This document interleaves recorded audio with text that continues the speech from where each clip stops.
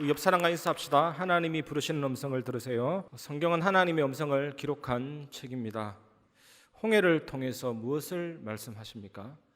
하나님이 언약을 성취하시는데 방해되는 홍해가 있다면 하나님이 그 방해를 가른다는 뜻입니다. 요단도 여리고도 사자굴도 풀무불도 무엇을 말씀하고 계십니까? 그리고 오늘 족보 얘기를 하는데 이 족보 속에도 하나님이 우리를 부르시는 음성이 들어 있습니다. 그 세미한 음성을 듣는 예배가 되시기 바랍니다.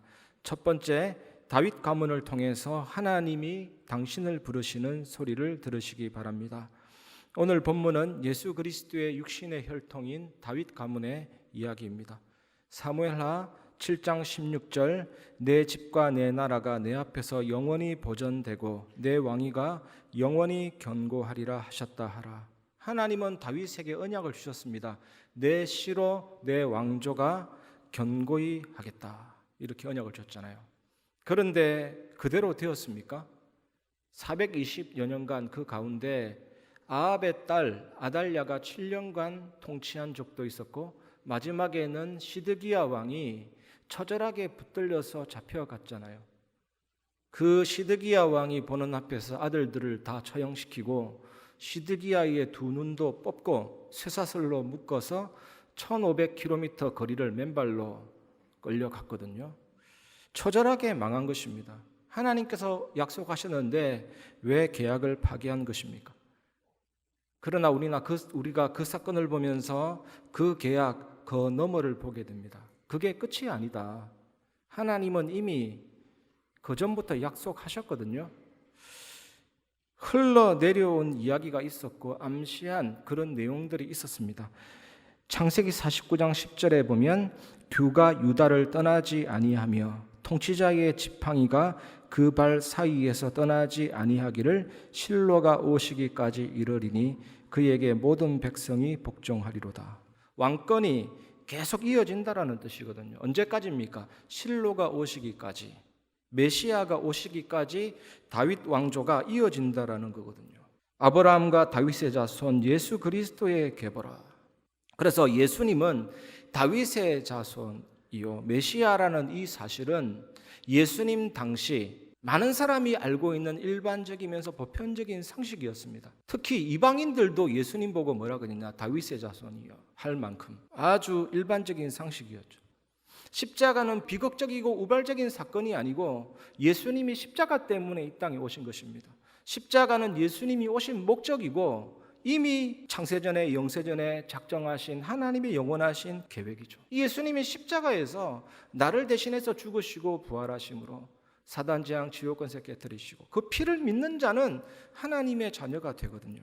그래서 예수님을 구주로 영접하면 하나님은 나의 하나님이 되고 하나님은 나의 아버지가 되고 나는 그분의 자녀가 되는 겁니다. 법적인 언약적인 관계가 맺어지게 되는 거죠. 족보 속으로 들어가게 되는 거죠. 구원은 이처럼 완전하고 영원한 구원입니다. 여러분이 그 족보 속으로 들어갔다는 사실 믿으시기를 주님의 이름으로 축복합니다. 하나님의 자녀 되었다라는 것은 영적인 복뿐만 아니라 현세적인 복까지도 포함이 됩니다. 현세적인 복. 이것을 은혜 언약이라 그러고 은혜라고 하거든요.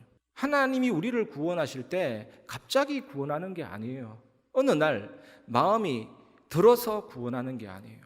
우리는 비록 못났고 부질없고 때로는 낙심하지만 창세전에 영세전에 이 사람을 하나님 자녀 되도록 선택해 주신 거라니까요. 이미 결정해 주셨다니까요. 그래서 예정받고 구원받은 거잖아요. 이처럼 완전한 신분이 하나님 자녀 구원입니다. 여러분, 아브라함과 다윗의 자손 예수 그리스도의 세계가 여러분의 세계임을 믿으시기 바랍니다.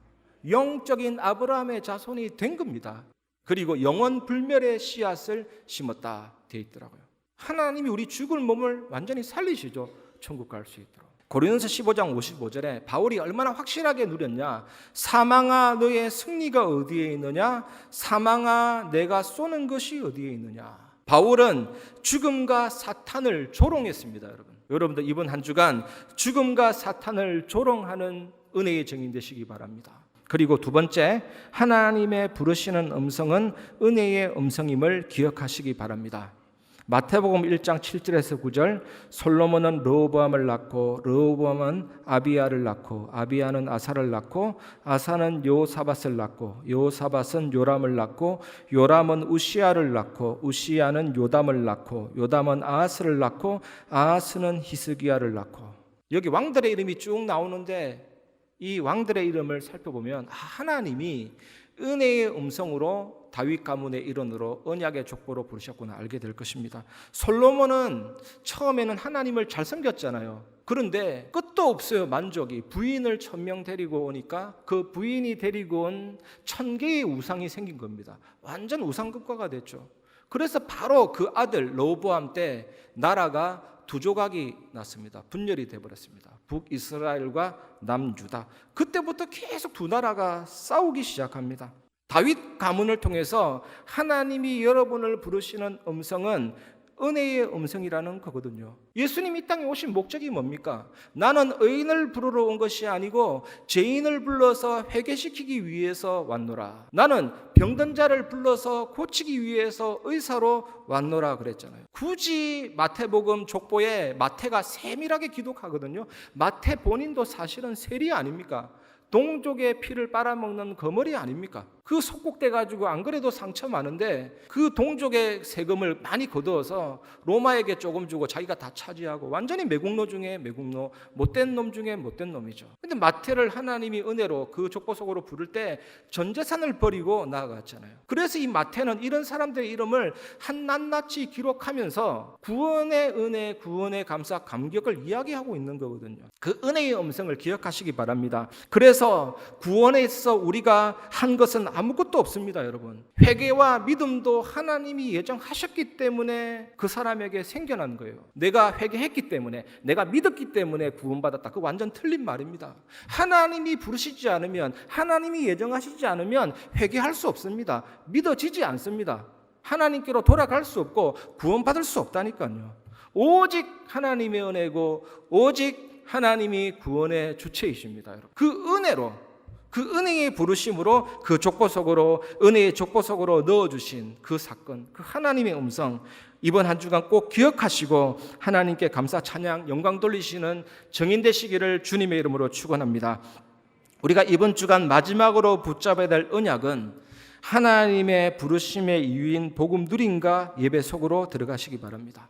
마태복음 1장 10절 11절, 히스기야는 므낫세를 낳고 므낫세는 아몬을 낳고 아몬은 요시야를 낳고 바벨론으로 사로잡혀 갈 때에 요시야는 여고냐와 그의 형제들을 낳으니라. 계속해서 왕들의 이름이 나오죠.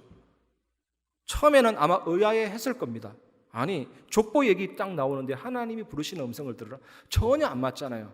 근데 메시지 말씀 들어보니까 이해가 되시죠? 그게 하나님이 부르시는 음성이라니까요. 왕들의 이름이 계속 나옵니다. 이 므낫세는 유다 왕들 중에서 가장 장기 집권한 왕입니다. 55년 동안 장기 집권하면서 한 일이 있습니다. 우상숭배만 했어요. 우상숭배. 이 히스기야의 아들이 우상숭배만 했다니까요. 그러다가 끝에 가서 회개하고 하나님을 약간 경외했죠. 그리고 히스기야의 손자 므낫세의 아들인 아몬은 아예 애굽 신의 이름을 자기 이름으로 삼았습니다. 아몬은 애굽 신의 이름이에요. 유다 왕이 애굽 신의 이름을 자기 이름으로 삼을 정도로 온갖 우상 숭배를 저질렀고 하나님을 반역했습니다. 여러분, 므낫세가 누굽니까? 히스기야의 아들인데, 아몬이 누굽니까? 히스기야의 손자인데, 완전히 히스기야가 렘넌트 언약 전달을 실패한 게 아닌가. 본인만 너무 누리고 본인만 너무 좋았던 것 같아요. 저는 이거 보면서 진짜 렘넌트 사역이 심각하다,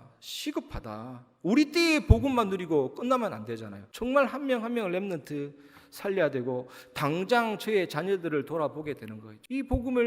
이 복음의 바통을 전달하고 렘넌트 사역에 올인해야 될 이유가 있는 것입니다. 그러면서 우리 교회는 아이들이 완전히 24하고 살아날 수 있는 아이들의 뜰, 그 다음에 치유받을 사람, 기도하는 사람들이 힘없는 기도의 뜰, 다민족들이 와서 힘을 얻는 이방인의 뜰, 이 경인 지역에 중국인들이 굉장히 많거든요.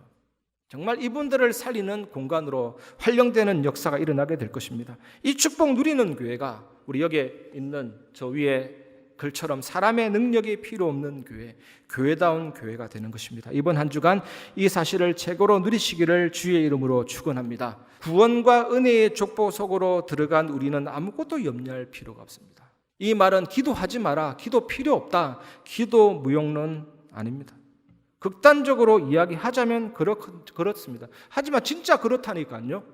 기도 1시간, 2시간 그 양보다 기도의 내용, 기도의 질이 더 중요하죠. 한번 테스트 해보세요. 여기 계신 분들 정말로 하나님의 자녀인데 하루 종일 기도하지 않고 지내봐도 하나님이 창세전에 영세전에 결정된 일이기 때문에 하나하나 응답이 옵니다. 그런데 그 과정이 힘듭니다. 우리 영적인 존재이기 때문에 기도 없이 사는 건 굉장히 힘들어요.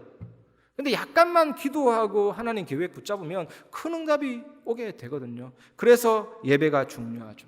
요한복음 4장 24절에 영과 진리로, 성령과 말씀으로, 말씀 충만하면 성령 충만하고, 성령 충만하면 말씀 충만하고, 이런 영적인 시스템과 영적인 발전기가 계속 돌면서 우리는 깊어지고, 어디까지 가냐? 내 힘 하나도 안 들였는데 땅끝까지 이르러 내 증인이 되리라. 그게 예배잖아요. 두 번째, 하나님의 계획이면 전도 안 해도 전도가 되어집니다. 이것도 역시 전도 무용론, 전도할 필요가 없다가 아닙니다. 왜냐? 사도행전 13장 48절 영생을 주시기로 작정된 자가 있다니까요. 분명히 있습니다. 때가 되면 하나님이 자극하고 찔러주시고 영혼 구원 받고 싶은 마음을 완전히 물 붓듯이 부어주시는데요. 여러분 개인도 그렇게 해서 구원받았고 우리 현장에 이런 영혼들이 있습니다. 그래서 우리가 기도하면 되고 응답받으면 되는 거죠. 세 번째, 모든 순간에 하나님의 기쁘신 뜻과 정확한 계획을 찾으시기 바랍니다. 하나님이 작정하고 예정하시고 결정된 일이기 때문에 그 속에서 하나님의 기쁘신 뜻, 정확한 언약을 붙잡는 겁니다. 과거, 현재, 미래, 영혼 속에서 일어나는 모든 사건을 결정해 놓으셨거든요.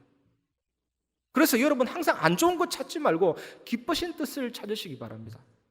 우리가 구원받지 않은 이상은 염려해야 되지만 이제 여러분들 언약의 족보 속에 들어갔기 때문에 구원의 족보 속에 들어갔기 때문에 어떤 문제가 있다 할지라도 다른 사람이 하는 말에 영향받지 말고 언제든지 하나님 안에서 기쁘신 뜻을 찾으시기 바랍니다. 정확한 언약을 찾으시기 바랍니다. 그게 하나님이 원하시는 겁니다. 이 축복 누리시고 승리하시기를 주님의 이름으로 축원합니다.